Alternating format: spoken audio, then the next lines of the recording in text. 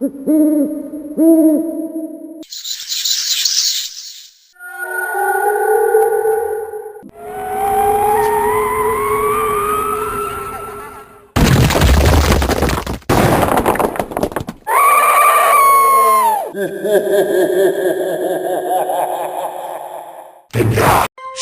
এবং নরকের পার্থক্য নিয়ে গল্প বলতে গেলে প্রথমেই আমাদের দুই ভিন্ন জগতের কল্পনা করতে হবে, একটি শান্তি এবং আনন্দের, অন্যটি যন্ত্রণার এবং ভয়ের।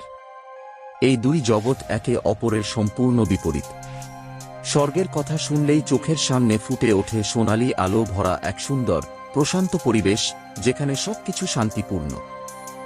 আর নরকের কথা মনে হলেই ভেসে ওঠে আগুনের লেলিহান শিখা, অসহ্য কষ্ট আর অন্ধকারের ছবি। একদিন মৃত্যুর পর রাজন নামে একজন যুবক এসে উপস্থিত হল দুই জগতের সামনে। তাকে জানানো হলো তার জীবনের কাজের ওপর নির্ভর করবে সে কোথায় যাবে, স্বর্গ নাকি নরক। রাজন খুবই আতঙ্কিত হয়ে পড়েছিল, কারণ জীবনে সে কিছু ভুল করেছে, কিন্তু কিছু ভালো কাজও করেছে। তাই সে দ্বিধায় পড়ে গেল কোথায় তার স্থান হবে। প্রথমে তাকে নরক দেখানো হলো। বিশাল এক দরজা খুলে সে দেখল একটি ভয়ঙ্কর জগৎ। আগুনের সাগর জ্বলছে আর তার মধ্যে মানুষদের চিৎকার শোনা যাচ্ছে। তারা কষ্টে, যন্ত্রণায় ছটফট করছে। নরকের পাহারাদাররা দানবের মতো দেখতে, লালচে চোখ আর বড় বড় দাঁত, তাদের হাতে আগুনের বর্ষা। তারা যন্ত্রণায় কাতর মানুষদের ওপর অত্যাচার চালাচ্ছে। এই দৃশ্য দেখে রাজনের মনে হলো যেন সমস্ত আশা ফুরিয়ে গেছে। সে আর একটি মুহূর্ত সেখানে থাকতে চাইল না।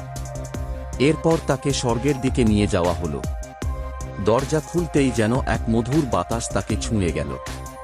সেখানে কোনো যন্ত্রণা নেই, শুধু শান্তি আর সুখ। চারদিকে ফুলের বাগান, সোনা এবং রূপার তৈরি প্রাসাদ। লোকেরা হাসি মুখে ঘুরে বেড়াচ্ছে, সঙ্গীতে মগ্ন, কেউ কেউ বিশ্রাম নিচ্ছে নরম মেঘের ওপর।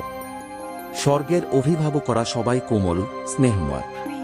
তারা নতুন আসা মানুষদের স্বাগত জানাচ্ছে, ভালো কাজের পুরস্কার হিসেবে শান্তি দান করছে।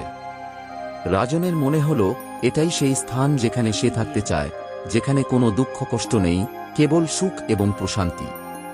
তবে শেষমেশ রাজনকে বলা হলো তার জীবনে ভালো কাজ ও খারাপ কাজ মিলেমিশে রয়েছে, তাই তার জন্য রয়েছে তৃতীয় একটি জগৎ, একটি মধ্যবর্তী স্থান।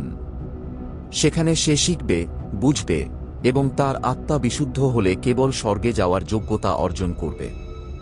রাজনকে একটি অপেক্ষমান স্থানে রাখা হলো, যেখানে সে তার অতীত ভুলগুলো নিয়ে চিন্তা করতে পারে এবং সেগুলো থেকে শিক্ষা নিতে পারে।